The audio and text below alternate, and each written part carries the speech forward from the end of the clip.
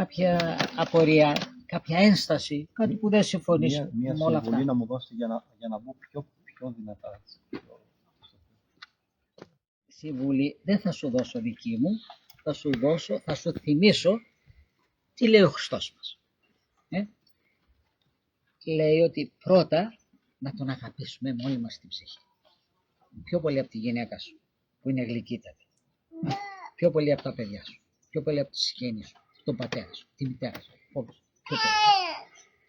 Και των πλησίων σου, όποιοι και να είναι αυτοί. Όσο και να σε αδικήσανε, όσο και να σε πικράνανε, να τους αγαπάς σαν τον εαυτό σου.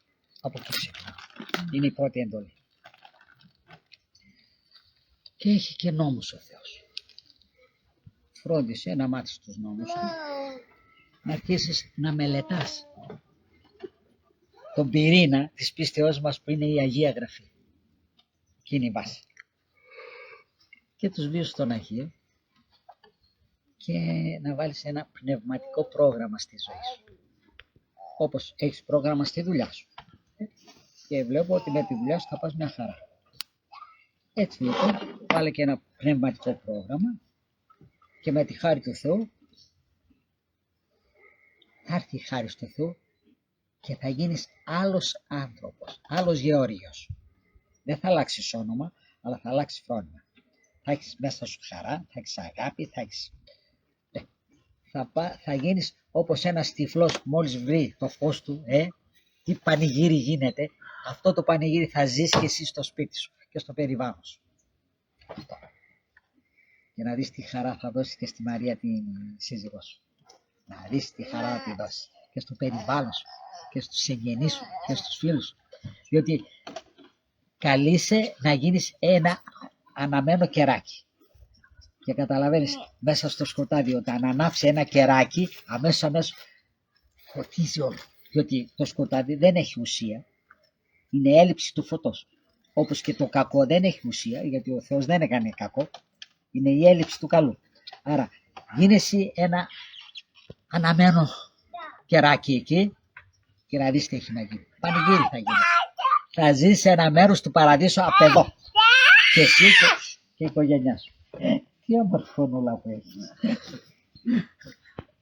Δεν ξέρω. Λοιπόν, τι λέτε, συμφωνείτε? Συμφωνούμε. Τα λέτε στον Κύριο, αλλά ουσιαστικά ισχύουν και για εμάς. Για όλους ισχύουν. Το θέμα είναι εδώ πάνω είμαστε, είναι καλά, τα κατεβαίνουμε και κάτω είναι τα χάλια μας.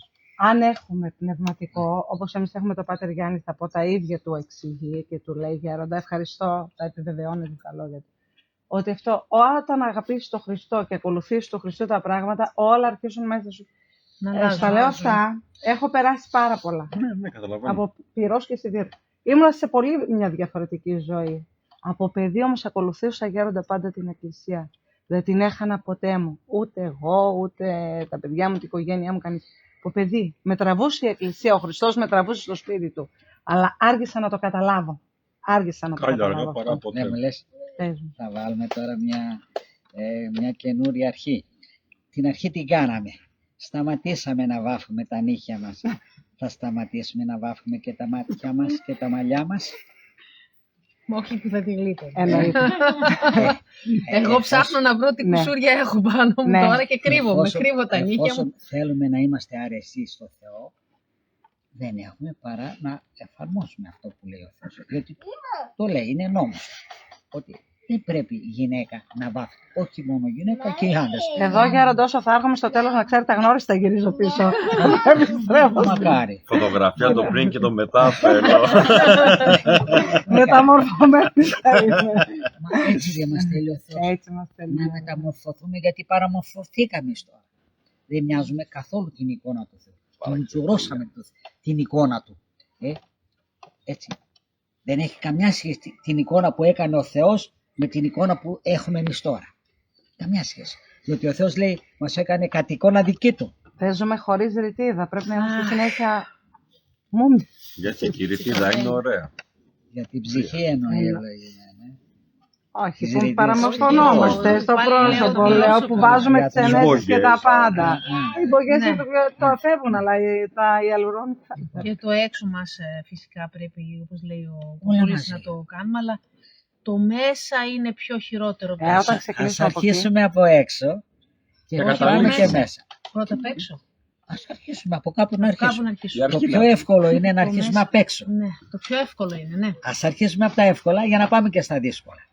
Όχι, Παναγία. Αλλά εάν από τα εύκολα δεν θέλουμε και δεν βάζουμε αρχή, πώς θα πάμε στα δύσκολα.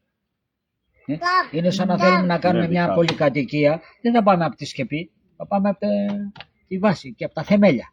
Και τα θεμέλια είναι έξω, το εξωτερικό. Ας το διορθώσουμε και με τη χάρη του Θεού θα μπορέσουμε να διορθώσουμε και το εσωτερικό. Διότι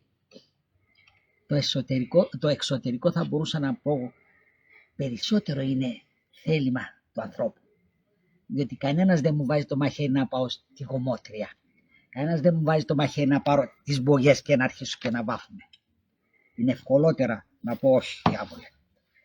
Στην ψυχή εκεί πρέπει να επέμβει χάρη στο Θεό. Βέβαια και έξω επεμβαίνει χάρη στο Θεό, αλλά είναι εκεί πιο δύσκολα είναι και έχουμε περισσότερη ανάγκη την επέμβαση του Θεού για τα εσωτερικά. Τον εγωισμό, την γενοδοξία, τη φιδόνια, την καστομαρία, τη σκληροκαρδία. Και παλεύουμε με τα δαιμόνια, οπότε Ανέβα. είναι πώς θα τα Ακριβώς. αντιμετωπίσουμε. Οπότε Άρα να νευριάζω. αρχίσουμε να του δώσουμε την ευκαιρία του Χριστού να επέμβει στη ζωή μας και εκεί να